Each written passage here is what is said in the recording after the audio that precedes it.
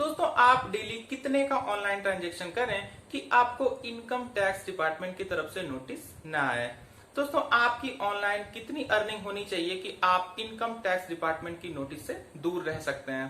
दोस्तों income tax department ने online earning के लिए क्या कुछ टैक्स स्लैब बनाए हैं, आपकी ऑनलाइन अर्निंग पे कितना आपको टैक्स देना पड़ता है, कितने अमाउंट तक की अर्निंग आपकी टैक्स फ्री रहती है। दोस्तों ये सारे बेसिक पॉइंट्स आपके आज इस वीडियो में मैं क्लियर कर दूंगा।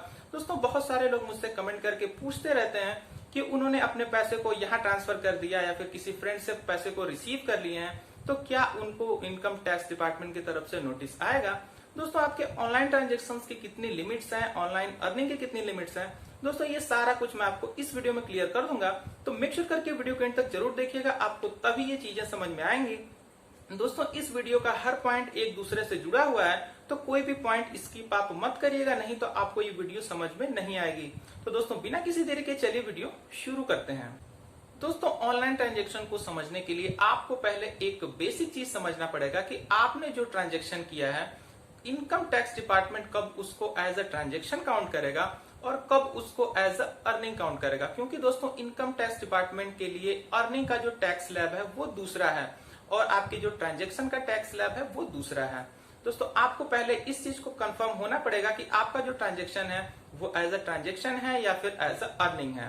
दोस्तों आइए मैं आपको इसको एक छोटे से एग्जाम्पल से समझाता हूँ। दोस्तों एग्जाम्पल के लिए आप मान लीजिए कि मेरा एक कोई फ्रेंड है जिसका नाम है ए, और इस ए के पास इसकी एक खुद की कंपनी है और ये मेरा बहुत एक अच्छा दोस्त है। दोस्तों अगर मुझे पैसे की जरूरत हुई और अगर मैंने इस ए वाले फ्रेंड से अपने पैसे मांगा और अगर इसने मुझे वो पैसा अपने कंपनी के अकाउंट से दिया, तो वहां पे ये transaction as a earning count होगी। यानी कि दोस्तों वहां पे इनकम टैक्स डिपार्टमेंट इस पैसे को एज अ अर्निंग काउंट करेगा। लेकिन दोस्तों वहीं पे मेरे फ्रेंड ए ने अगर मुझे वो पैसा अपने पर्सनल अकाउंट से ट्रांसफर किया, तो वहां पे ये सिर्फ as a normal transaction count होगा। अब दोस्तों यहाँ पे आपको ये डिफरेंस समझ में आ गया होगा कि आपने कभी किसी से पैसे रिसीव किए तो वो कब एक ट्रांजैक्शन होगा और कब एज अ अर्निंग काउंट होगा। दोस्तों अगर आपने पैसे को किसी भी कंपनी, किसी भी फर्म या फिर किसी भी बिजनेस इंटरप्राइजेस से रिसीव किए हैं, तो वहां पे वो पैसा एज अ अर्निंग काउंट होगा। और अगर आपने वो पैसा किसी भी नॉर्मल अपने फ्रेंड से रिसीव किए हैं या फिर किसी भी पर्सन से रिसीव किया है जो कि कहीं भी बिजनेस रजिस्टर्ड नहीं है, तो वहां पे उसको एज अ ट्रांजैक्शन काउंट किया जाएगा। दोस्तों अब बात कर लेते हैं कि यदि आपने कोई भी पैसा किसी बिजनेस, कंपनी, फर्म या फिर किसी भी कैशबैक देने वाली एप्लीकेशन, यानी कि जो भी एज अ बिजनेस रजिस्टर्ड है, उनसे यदि आपने पैसे को रिसीव किया है, तो आपको कितने अमाउंट पे इनकम टैक्स नोटिस आएगा। दोस्तों इसके लिए इनकम टैक्स डिपार्टमेंट ने आपके ऑनलाइन अर्निंग के लिए कुछ टैक्स स्लैब निर्धारित किए हैं। दोस्तों इन टैक्स स्लैब की लिस्ट आपको मैं यहाँ पे स्क्रीनशॉट में नहीं दूंगा, क्योंकि ये टैक्स स्लैब हमेशा चेंज होते रहते हैं।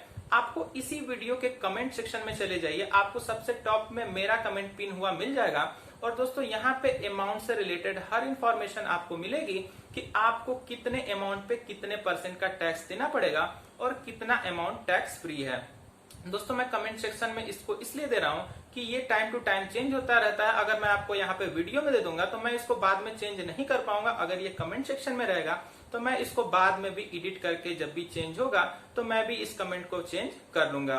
दोस्तों अभी का जो करंट टैक्स स्लैब है वहां पे आपको 1 लाख से 0 से लेके 2.5 लाख के बीच में आप जो भी अर्निंग करेंगे आपको उस पे कोई भी टैक्स नहीं देना पड़ेगा।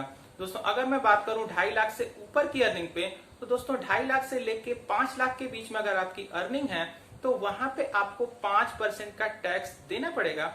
और दोस्तों बात करें अगर हम 5 लाख से ऊपर की अर्निंग की, तो वहां पे आपको 10% का टैक्स देना पड़ेगा।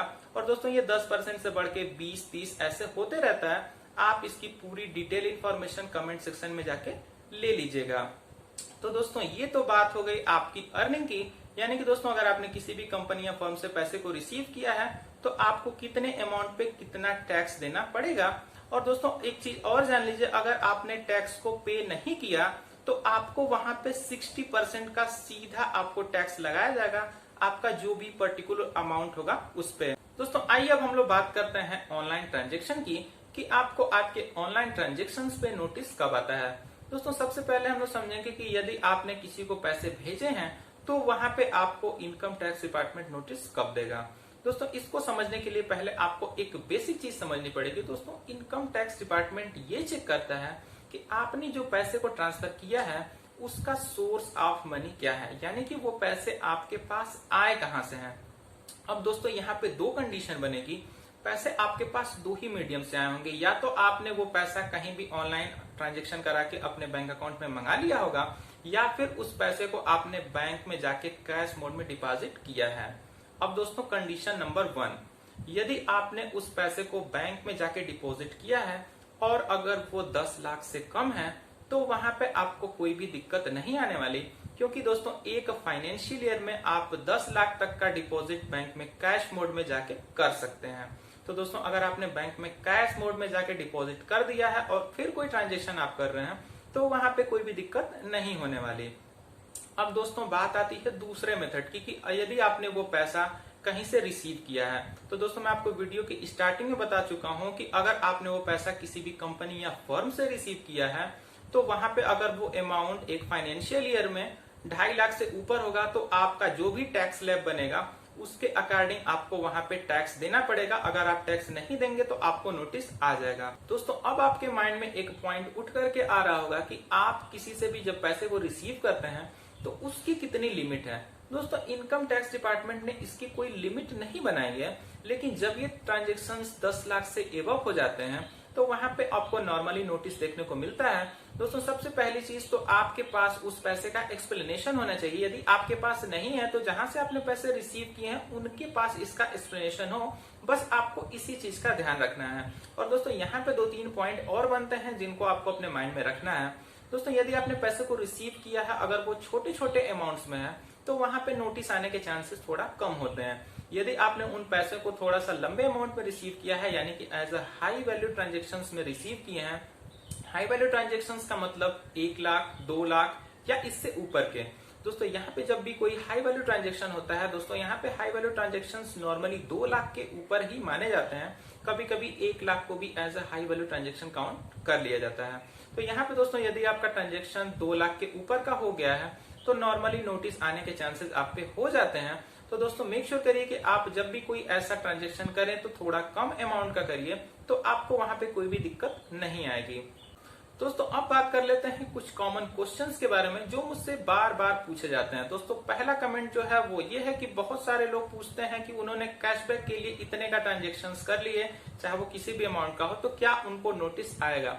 दोस्तों यहाँ पे ध्यान दीजिएगा, आप जब भी कोई ट्रांजेक्शन करते हैं तो उसका इनकम टैक्स से कोई भी लेना देना नहीं होता है कि आप वो ट्रांजेक्शन कैशबैक के लिए कर रहे हैं या फिर किसी भी और काम के लिए कर रहे हैं। यदि आपके अकाउंट से पैसे निकल गए और फिर आपके ही अकाउंट में डिपॉजिट हो गए तो वहां पे कैशबैक का कुछ भी लेना देना नहीं है। इनकम टैक्स डिपार्टमेंट आपकी डिपॉजिट और विड्रॉल की जो अमाउंट है उस पे इनकम टैक्स डिपार्टमेंट का फोकस होगा। और यदि आपका डिपॉजिट और विड्रॉल दोनों 10-10 लाख से एबव हो जाएगा, यानी कि 10 lakh deposit and 10 lakh withdrawal, अगर ये इससे एबव जाता है तो आपके ऊपर नोटिस आने के चांसेस बढ़ जाते हैं। अब दोस्तों यहाँ पे एक चीज आपको ध्यान देना है, यदि आपने मान के चलिए कोई 50,000 का ट्रांजेक्शन किया और फिर सेम डे में ही आपके अकाउंट में 50,500 रुपए वो बन के आ गया एज अ कैशबैक के रूप में, तो यहाँ पे दोस्तों इनकम टैक्स डिपार्टमेंट अगर वो किसी भी व्यक्ति से होके आ रहा है तो आपको मैंने बता दिया कि वहां पे कोई भी दिक्कत आपको नहीं है। लेकिन अगर वो कंपनी या फर्म से रिसीव हो रहा है तो इनकम टैक्स डिपार्टमेंट ये नहीं समझेगा कि आपका जो मेन अमाउंट है उसमें कितना कैशबैक है या फिर क्या है। वो उस टोटल अमाउंट को एज अ अर्निंग काउंट करेगा, और अगर वो अमाउंट 2.5 लाख से ऊपर होता है तो वहां पे आपको इनकम टैक्स नोटिस आ जाएगा अगर आप टैक्स पे नहीं करेंगे तो दोस्तों ये ध्यान दीजिएगा कि आप जब भी पैसे को रिसीव कर रहे हो, चाहे वो कैशबैक के लिए रिसीव करें या फिर किसी भी चीज के लिए रिसीव करें, अगर आपके वो मेन अमाउंट के साथ प्लस होके आता है तो वहां पे वो टोटल अमाउंट यानी कि आपका मेन अमाउंट और आपका वो कैशबैक वाला अमाउंट दोनों एज अ अर्निंग काउंट होगा। तो दोस्तों मेक श्योर करिए कि आप कैशबैक के लिए जो भी ट्रांजेक्शन करें वो 2.5 लाख से कम के होने चाहिए, नहीं तो आपको इनकम टैक्स डिपार्टमेंट की तरफ से नोटिस आ जाएगा। दोस्तों जो दूसरा क्वेश्चन मुझसे बहुत बार पूछा जाता है कि आपको इनकम टैक्स डिपार्टमेंट की तरफ से नोटिस आएगा कब, यानी कि आपने कोई भी लिमिट एक्सीड कर ली है या फिर 2.5 लाख वाली लिमिट एक्सीड कर ली या फिर बैंक ट्रांजेक्शन्स की लिमिट जो है उसको अगर आपने एक्सीड कर ली तो आपको नोटिस कब तक आएगा। दोस्तों देखिए इसका कोई भी फिक्स टाइमिंग नहीं है। नॉर्मल केसेस की मैं बात करूं तो जब भी आपका फाइनेंशियल ईयर एंड होता है, यानी कि 1 अप्रैल से शुरू होकर जैसे ही 31 मार्च होता है, 31 मार्च के बाद आपको नॉर्मली 60 डेज के अंदर यानी कि 60 दिनों के अंदर नोटिस आ जाता है। दोस्तों बहुत सारे केसेस में ये 60 दिनों में जब नहीं आता है तो नॉर्मली 7 या 8 साल तक भी इनकम टैक्स डिपार्टमेंट आपको नोटिस देता है। दोस्तों यहाँ पे एक छोटा सा पॉइंट आपको मैं बताना चाहूंगा। दोस्तों अगर आपको नोटिस 2 या 3 महीने में नहीं आती है और जब भी उसके बाद फिर नोटिस आएगी तो वहां पे आपको लास्ट 5 ईयर का एक्सप्लेनेशन देना पड़ता है। और दोस्तों जब आपको नोटिस लास्ट 5 ईयर का आएगा और अगर आपने उसका प्रॉपर एक्सप्लेनेशन नहीं दिया तो दोस्तों नोटिस के बाद एक काउंटर नोटिस आती है। और दोस्तों इसमें बहुत ही ज्यादा आपको दिक्कत हो जाती है क्योंकि इसमें आपको वो हर एक छोटी से छोटी चीज का आपको ब्यौरा देना पड़ता है। तो दोस्तों कोशिश तो आप यही करिए कि आप टाइमली टैक्स पे कर दीजिए ताकि आपको नोटिस आए ही ना। और इनकेस अगर आपको नोटिस आ भी जाता है तो आप उसका एकदम प्रॉपर एक्सप्लेनेशन दीजिए ताकि आपको कहीं भी कोई दिक्कत न हो।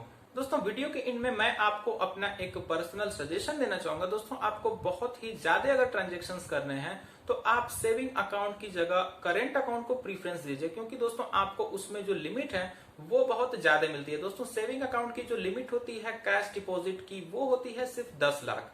यानी कि दोस्तों अगर आप 10 लाख तक डिपॉजिट करेंगे तो कोई भी दिक्कत नहीं आएगी, उसके ऊपर डिपॉजिट करने पे आपको इनकम टैक्स नोटिस आ जाता है। लेकिन दोस्तों अगर मैं बात करूं करेंट अकाउंट की तो वहां पे आपको ये जो लिमिट मिलती है वो 50 लाख की मिलती है। तो दोस्तों अगर आप बहुत ही ज्यादा ट्रांजेक्शन्स करते हैं तो आप एक करेंट अकाउंट ओपन करा लीजिए, फिर आपको बहुत ही ज्यादा लिमिट मिल जाएगी और आपको इनकम टैक्स डिपार्टमेंट की तरफ से नोटिस आने के चांसेस बहुत कम हो जाएंगे।